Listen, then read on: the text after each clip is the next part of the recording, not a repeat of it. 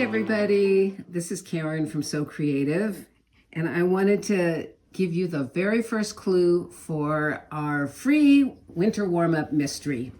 So you're going to be making 4 patches, and I thought that I would show you some quick little tips so that you can see how I make 4 patches. I'm just using these fabrics that I had hanging around. I might use them in a future mystery quilt. They are cut 2.5 inches long. So you're going to cut strips 2.5 by 44 or by 40, whatever the amount of fabric is that you have from selvage to selvage. And you will be using your background fabric and the spark fabric. So that's the contrast fabric with your background, not your focus fabric. So I really love these products, and I'm going to show you why. I'm going to use the glue to put little dots before I start sewing. So I'm just going to put a couple of little dots all the way down. Maybe I'll only do it halfway today so that I can show you. But you can see I hardly used any glue. And then I'm going to line this up perfectly. And this was a tip that I got from Renee, from Renee's House of Quilting, because usually I would just take these strips to the sewing machine and merrily whiz them through. But by putting glue on it, it keeps everything in place. So when I do sew, it goes a whole lot faster and the fabric doesn't stretch. So I really am a new convert. I use glue. You can see the little dots of glue on the fabric, but really that is going to disappear, especially when you wash it. But even if you don't wash it, that glue disappears when it sets, and the glue dries soft. So that's the best part.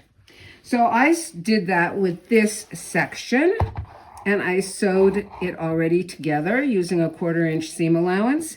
And now I'm going to iron it open. So I'm going to call this the dark, and I'm going to iron in that direction.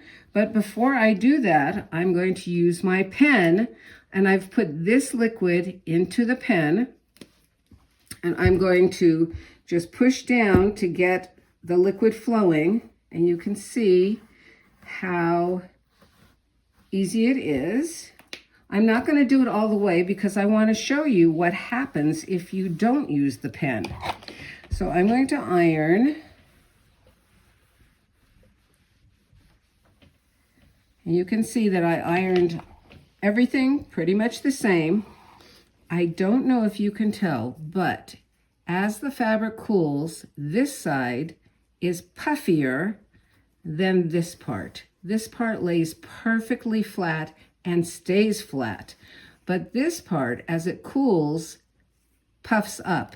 So when I go to subcut my pieces, I'm not going to get accurate cuts if it's not laying perfectly flat.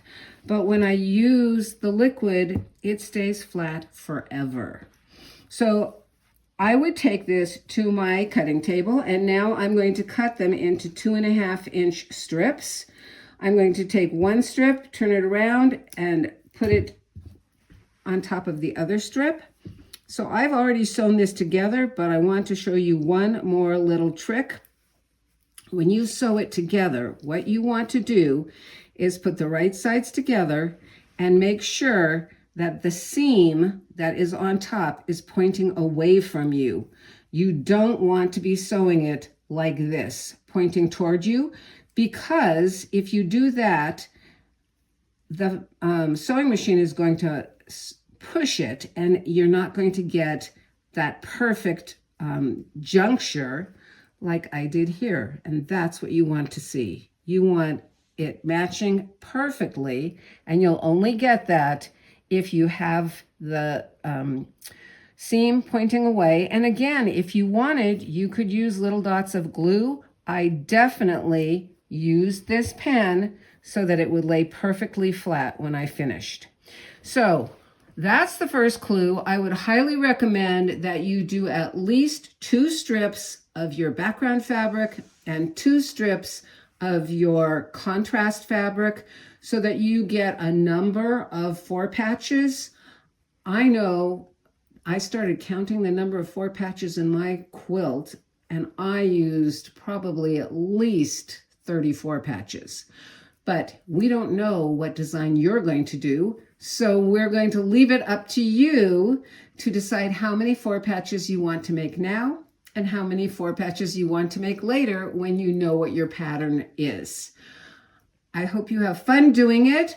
We will be back in 2 weeks on Wednesday to show you the next clue. Thanks for watching.